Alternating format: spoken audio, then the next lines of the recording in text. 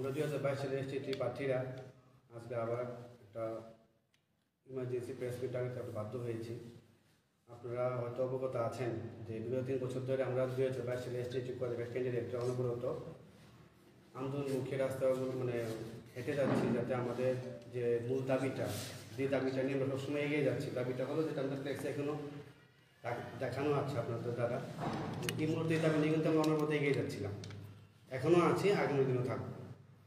যে যাতে 2022 সালে যখন আমরা পরীক্ষা দিয়েছিলাম, তারপরে আমাদের মুখ্য যে দাবিটা ছিল সরকারের কাছে বা রিকোয়েস্টগুলো ছিল সরকারের কাছে, যাতে যতজন কোয়ালিফাইড করেছে সবাইকে যেন শিক্ষক পদে নিয়োগ করে, সে এসটি হোক, এসসি হোক এবং ইউআর হোক, সবাইকে যেন গভর্নমেন্ট যেন কাউকে বঞ্চিত না করে যারা কোয়ালিফাইড করেছে। আমরা পূর্বতন যে শিক্ষামন্ত্রী রতন স্যার, ওনার সাথে বহুবার এই বিষয় নিয়ে কথোপকথন করেছিলাম, দেখা করেছিলাম এবং সিএম স্যারের কথা আমরা চেষ্টা করেছিলাম এই বিষয় তুলে ধরার জন্য, যাতে অতি সত্বর রেজাল্ট ডিক্লেয়ার করে যতজন কোয়ালিফাইড করা হয়েছে সবাইকে শিক্ষক পদে নিয়োগ করে এসটিজিটি, যারা নবম দশম শ্রেণীর শিক্ষাখাতে নিয়োজিত থাকে স্কুলগুলোর মধ্যে। আপনি হয়তো অবগত আছেন যে নবম দশম শ্রেণীর শিক্ষক শপথ এখন রাজ্যে কেমন আকার মাত্রা ধারণ করে আছে।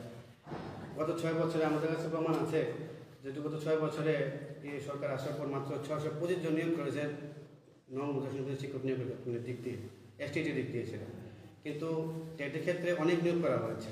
আমরা বুঝতে পারছি না যে নবম দশম শ্রেণীর মাধ্যমিক স্তরের শিক্ষা ব্যবস্থার ক্ষেত্রে যে শিক্ষকতার করার যে যতটুকু দরকার শিক্ষক, সেই পরিমাণ কেন নিয়োগ করা হচ্ছে না।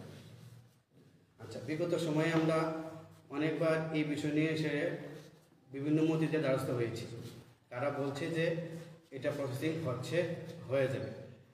অন্তিম সময়ে এসে আমরা যখন পত্রিকার মাধ্যমে দেখতে পাচ্ছি যে 700 পোস্ট একটা নিয়োগের বিষয় উঠে আসছে শিক্ষক পদে নিয়োগ করার জন্য। তো সেটা এখন এসটিজিটি কিনা এটা আমরা কাছে পুরোপুরি ক্লিয়ার নেই। আমরা দেখেছি বিগত সময়ে, আপনাদের জানিয়ে রাখি যে 230টা পোস্টের নোটিফিকেশন আউট হয়েছিল। এটা নোটিফিকেশন আপনারা দেখতে পারবেন, ওইখানে রিজার্ভেশন মেনটেন করা হয়নি। যখন 2022 সালে আমরা প্রথম পরীক্ষা দিয়েছিলাম সেপ্টেম্বর মাসে, তারপর যখন রিজার্ভেশন মেনটেন করা হয়নি তার জন্য একজন ক্যান্ডিডেট কেস করেছিল হাইকোর্টে। তারপর হাইকোর্ট জাজমেন্ট দিয়েছিল ওই বছর ডিসেম্বর মাসে রিজার্ভেশন ফলো করে, এটার মধ্যে রিজার্ভেশন ফলো করা হয়নি। যাক, পরবর্তী সময়ে গভর্নমেন্টে সেটার উপরে রিভিউ পিটিশন করেছিল, হাইকোর্ট মহামান্য আদালত জাজমেন্ট আবার পুনরায় রিপিট করেছে যাতে রিজার্ভেশন মাঝে ফলো করে। তারপর দেখলাম বিগত 2 বছরের 2022 সালের পরে সরকার কোনো টেট পরীক্ষা, এসটিটি পরীক্ষা নেয়নি। কেন? এই আইনি জটিলতার জন্য, যেটা হয়তো ডিপার্টমেন্ট, সরকার বা যে কোনো একটা ভুলবশত কারণে এটা সৃষ্টি হয়েছে। এখনো অবধি কিন্তু টেট পরীক্ষা হয়নি বিগত 2 বছরের মধ্যে। এই প্রথমত সামনে নোটিফিকেশন আউট হবে, 2 বছর পরে আবার নতুন করে নোটিফিকেশন জারি হয়েছে টেট পরীক্ষা। এসটিটি পরীক্ষা কিন্তু এখনও কোনো নোটিফিকেশন আউট করেনি। কী করে হবে? কারণ আমাদের সলিউশন এখন হচ্ছে না, যারা আমরা 2022 সালে এসটিটি সেপ্টেম্বরে পাস করে বসে আছি।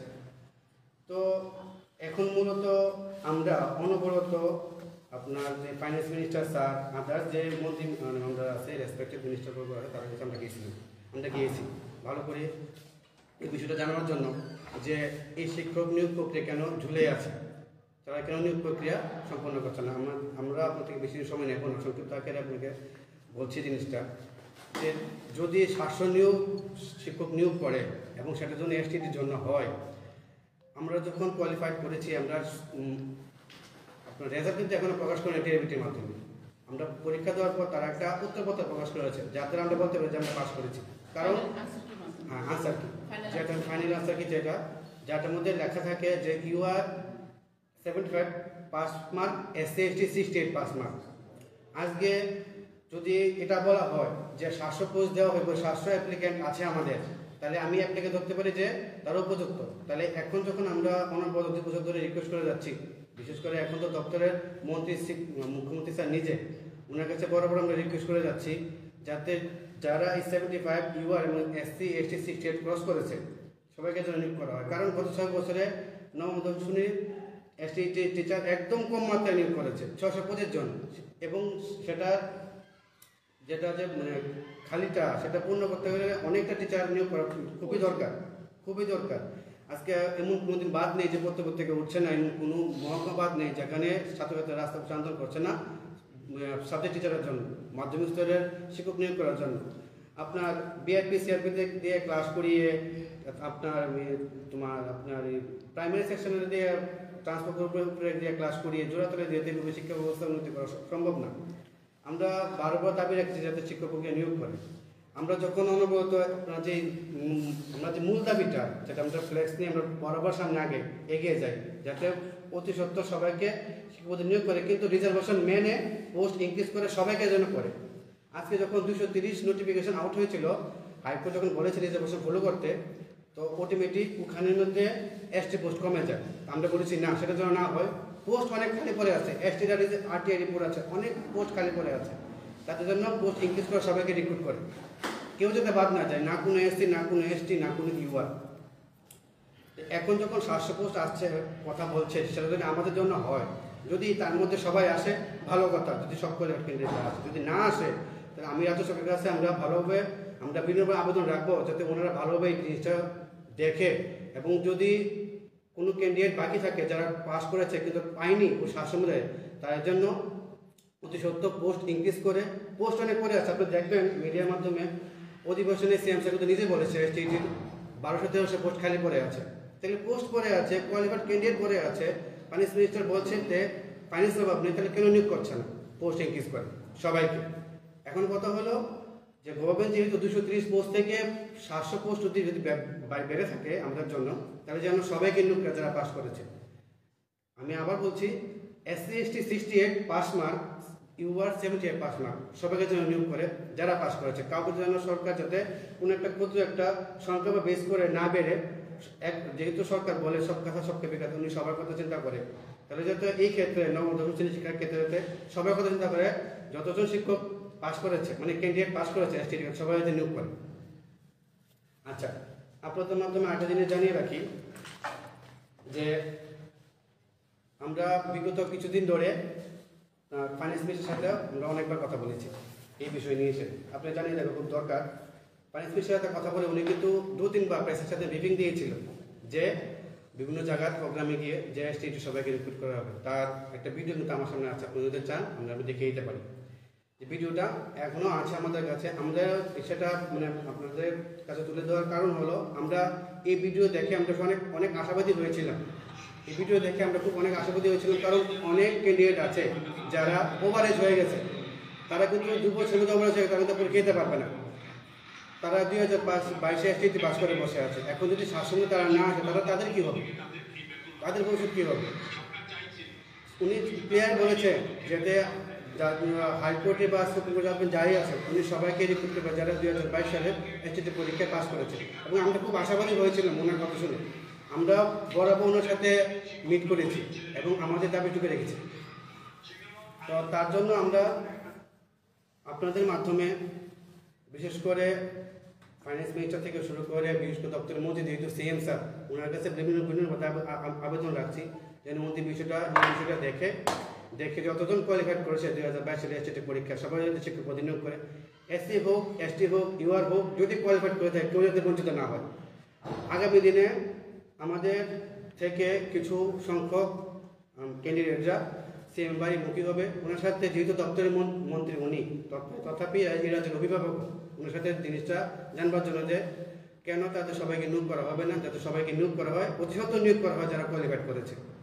আর যদি এই প্রবলেমের সলিউশন না হয়, আজকে আমরা বিগত সময় আপনি দেখেছেন আমরা বিভিন্ন জায়গাতে আন্দোলন করেছি, কোথাও অনেক সময় টিআইবিটির সামনে, কোথাও সিটি সেন্টার, কোথাও রাজবাড়ির সামনে, কোথাও মন্ত্রীবাড়ির সামনে। সেই আন্দোলন কিন্তু বরাবর চলতে থাকবে, হয়তো আগামী দিনে সেটা আরও বড় আকার ধারণ করবে। আচ্ছা, আমার পরে আমার বাকি কথাগুলো বলবে আমার। নমস্কার সবাইকে। আমি বলতে চাইছি যে এসটিরা বিশেষ করে যদি আমরা 700 যদি দেখে থাকি মিডিয়ার মাধ্যমে, 700 পোস্ট যদি আমাদের এসটিজিটিদের জন্য হয়ে থাকে, তাহলে এসটি পোস্ট আসে 217, রিজার্ভেশন ফলো করে 217টা। তাহলে যদি 217 আসে, তাহলে দেখা যাচ্ছে যে আমাদের প্রথমে 230-এর মধ্যে এসটিদের পোস্ট ছিল 172, তো এখন বেড়েছে অনলি 45, মানে 172, আর এইদিকে 45 বেড়ে হয়েছে 270, মানে 700 পোস্ট যদি আমরা ধরি, তাহলে আমি বলবো যে এটা এসটিদের সাথেও ইন্ডিভিজুয়াল ডিফারেন্স করা হচ্ছে। কারণ এসটির পোস্ট যে জায়গা খালি আছে সেই জায়গা কেন এসটিদেরকে বঞ্চিত করা হচ্ছে? তারপর কথা হলো টেট নেওয়া হয়েছে 2022 ডিসেম্বর মাসে। তখন 3600-এর মতো পোস্ট নেওয়া হয়েছে, টেট 1 অ্যান্ড টেট 2। টেট 1 কিন্তু class 1 to 5 and TET 2 6 to 8, এটা সবাই জানে না। আর এসটিজিটি কিন্তু class 9-10 selection test graduate teacher. But আমরা দেখছি কি তখন 2022-তে যখন নেওয়া হয়েছিল 3600-এর মতো টেট টিচার, তখন এসটি ক্যান্ডিডেট ছিল অনলি 200। আর এখন বর্তমানে টেটের জন্য নোটিফিকেশন দেওয়া হয়েছে টিচার নিয়োগ করার জন্য। একটা হচ্ছে এক্সামের জন্য, আরেকটা হচ্ছে নিয়োগ করার জন্য। নিয়োগের মধ্যে দেখা যাচ্ছে টেট 1-এ আছে 1099 পোস্ট, তারপর টেট 2-তে দেখা যাচ্ছে 479 বা 67 মেবি। কিন্তু সেখানে পাশ করা ST qualified candidate only 12 to 14। যে জায়গা এসটিজিটিতে কোয়ালিফাইড ক্যান্ডিডেট প্রচুর আছে, পোস্টও বেশি আছে। আমরা আরটিআই এর মাধ্যমে জানতে পেরেছি 2022-তে 5000 অ্যাবাভ পোস্ট এসটিজিটিতে খালি আছে। যেহেতু 2022-তে 5000 অ্যাবাভ পোস্ট খালি আছে এসটিজিটি সিলেকশন টেস্ট গ্রাজুয়েট টিচারদের জন্য, তো বর্তমানে 2025-এ এসে দাঁড়িয়ে সেই পোস্ট আরও বেড়েছে। যদি আমাদের সবাইকে একসাথে নিয়োগও করে, তারপরও যারা নেক্সট এক্সাম দেবে ওদের কোনো প্রবলেমই হবে না। তো টেট যেহেতু গভর্নমেন্ট একসাথে নিয়োগ করতে পারে, তো এসটিজিটি কেন না? আর কেনই এসটিজিটি ক্যান্ডিডেটরা বা এসটিরা বঞ্চিত হবে? এই ডিফারেন্সটা কেন? যে জায়গা আমাদের মন্ত্রী স্যার বিকাশ দেববর্মা ট্রাইবাল ওয়েলফেয়ারের মধ্যে উনি বলেছিলেন এক সময় যে এসটিরা কেউই বাদ যাবে। তো এখন এর দেখা যাচ্ছে যে 700-র মধ্যে তো অনলি 217 পোস্ট এসটিরা, মানে 172-এর মধ্যে 45 পোস্ট বেড়েছে। তো এরকম কেন হবে? আমার প্রশ্ন হচ্ছে এটা। আচ্ছা, তো তার জন্য গভর্নমেন্টের কাছে রিকোয়েস্ট যাতে এসটি এসসি ইউআর সবাইকে নিয়োগ করা হয়। তার মধ্যে অনেকেই আছে যে লোন নিয়ে বিএড করেছে, এখন লোনে ওদের সুদে আসলে অনেক টাকা হয়ে গেছে। তো সবাই একটাই আশাবাদী যে গভর্নমেন্ট সবাইকে একসাথে নিয়োগ করবে। আমি আশাবাদী রাখছি যে গভর্নমেন্ট একসাথেই আমাদের নিয়োগ করবে, কাউকে বঞ্চিত করবে না, না এসটি না এসসি না ইউআর, কাউকে না।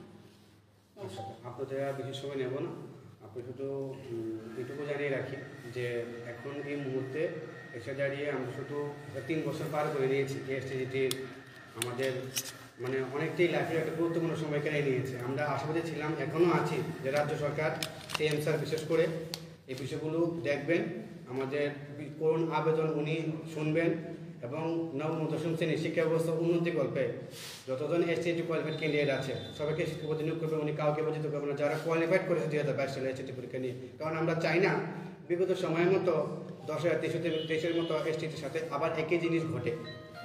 কারণ পাস করেছে 1000, ওনারা বলছে 700 নেবে, বাকিজন নেবে না।